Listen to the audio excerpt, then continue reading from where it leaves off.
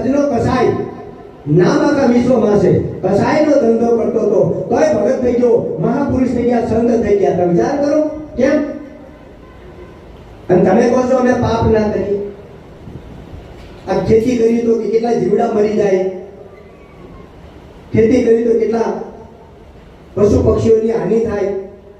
આવી ઠીકને આ તો બધું ચાલ્યું આવવાનું ચાલશે. ખેતી પ્રધાન દેશ છે આપણો. પારકી આશા ના રાખો કોઈ દિવસ.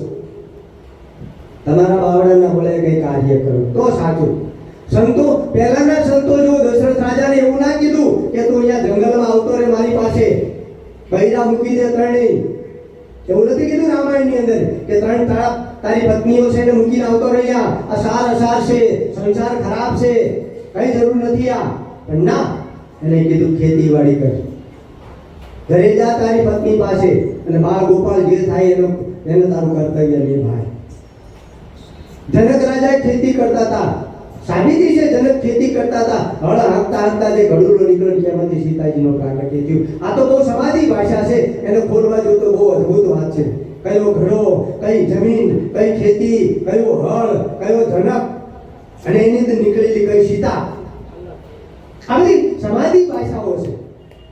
એ ખેતરમાં કેવું ડાટું બાટું ના હોય કશું.